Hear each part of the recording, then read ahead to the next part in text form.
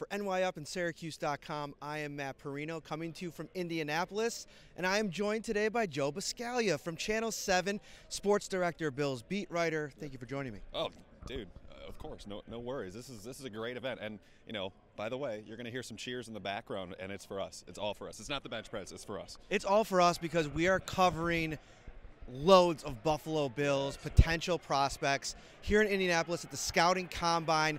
All the GMs, all the coaches are here, and we want to bring you a little bit of what we've seen this week.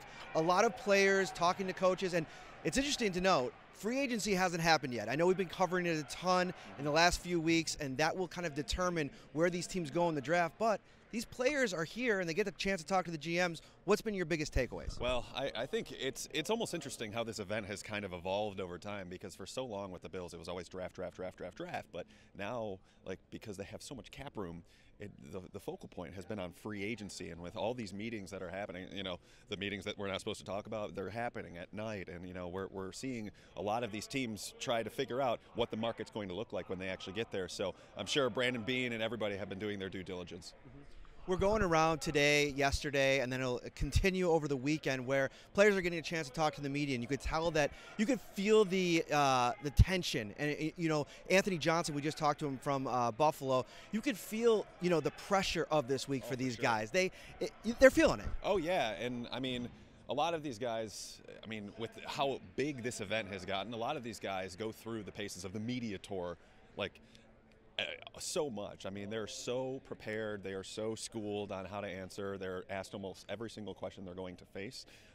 It's rare that they get a curveball that they're not expecting, because that's just the way this event is now. But yeah, they're feeling pressure. They know it's a 4-day job interview. I mean, they wake up, sun up.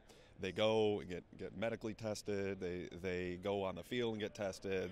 They go and try to work out as well as they can. And if they discern themselves just a little bit, that could be the difference between being a 3rd-round pick or a 5th-round pick. I mean, it's crazy how much can shift because of this event, but it's the combine for a reason. It's a pressurized atmosphere. So I want to get your thoughts on potential fits for the Bills. Like we said, free agency hasn't happened yet, but you know, there's a lot of guys here that potentially could impact the Bills. And we watched last season, especially on the offensive side of the ball, so many needs. Who's kind of standing out to you right now, not only in terms of who would fit the Bills, but who you think maybe the Bills think will fit the Bills? Well, I look, you know, I know every fan out there is like, oh, go offense, offense, offense. And yeah, you can make a case for a tight end or a wide receiver and offensive lineman. I am not ruling out them going defensive line by any means. I mean, you know, in my one-on-one chat with Brandon Beane, I mean, he identified just in generality some premium positions, and among those, quarterback. He mentioned the offensive line, but before he mentioned the offensive line, he mentioned defensive line. And when you look at the Bills roster right now, they have no one at 3 technique defensive tackle to get pressure up the middle, because Kyle Williams retired, Jordan Phillips is a free agent, so there's quite literally no one there. And then at defensive end, they still have guys there, but Shaq Lawson and Jerry Hughes are both due to be free agents after the 2019 season, and so you don't want to leave yourself in the lurch that way. And this is such a strong defensive line and get pressure on the quarterback draft that you look at 9, or if they trade down, there's still going to be some quality talent there. So, like, Ed Oliver from Houston is someone that I'm like, that seems like everything they would want. Now, the only thing that gives me hesitation with him is because he's a little bit smaller, and the Bills tend to like prototypes more than anything. But that said, if he works out and has like an Aaron Donald like performance at the combine where he's just an absolute monster of an athlete, then absolutely. And you look at pass rushers too, like Montez Sweat and all these other guys that you can kind of figure in and wonder, okay, might they go pass rusher? Might they go someone that can affect the quarterback? Because they were pretty bad at that down the stretch last year. Going to the offensive side of the ball, you look at 2 positions of need, offensive line, or the skill positions, tight end and wide receiver. And I think it's interesting. I talked to a couple guys today, Calvin Harmon from NC State, a guy that could potentially be that fit. I mean, kind of underrated speed, a big size, a physical guy that could get some separation, and says, hey, I'd love to play in Buffalo. I'd love to go to a place where there's opportunity, which I think a lot of these guys want. And, hey, there's a lot of opportunity in Buffalo at wide receiver. Oh, that's for sure. I mean, they need quite a bit, right? I mean, they have Robert Foster and Zay Jones, who are kind of on the upswing right now. They're still trying to figure out exactly who they are. The one thing they do not have on their roster is a slot receiver.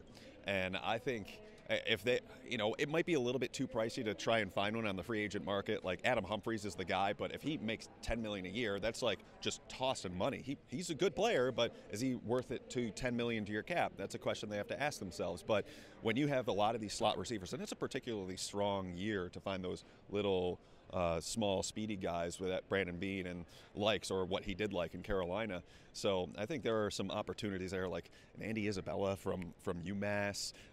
This guy's a little bit bigger, but Debo Samuel from South Carolina, who is at the Senior Bowl. But there are a lot of different little slot receivers that I think that would fit them and help impact them, and it's a lot easier to make an impact at slot receiver if they've been doing it in college as opposed to the outside guy where there's a little bit more of a learning curve.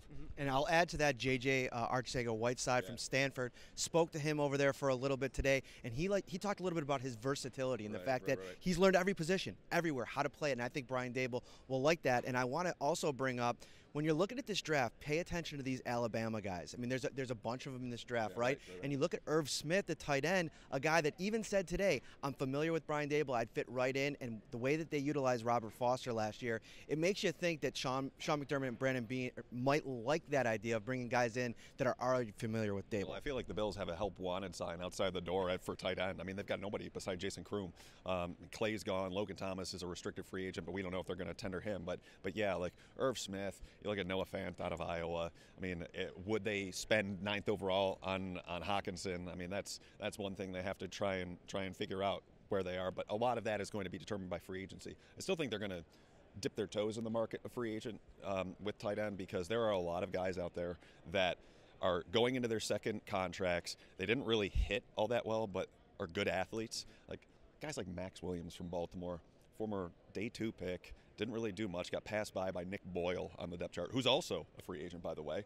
And there's just a multitude of those guys where you take a swing on one. If it hits, it hits. If it doesn't, then it's a low-risk contract where it's a middle-tier contract and you aren't expecting too much. Joe Buscaglia, guys, WKBW, all your Buffalo Bills content, check him out. Also check out the Bills Beat with our former friend Matthew Fairburn, now at The Athletic. You can check out all their coverage, and always, as always, guys, NYupSyracuse.com. Thank you so much for watching all of our stuff, seeing our content all week long, and we'll see you back in Buffalo.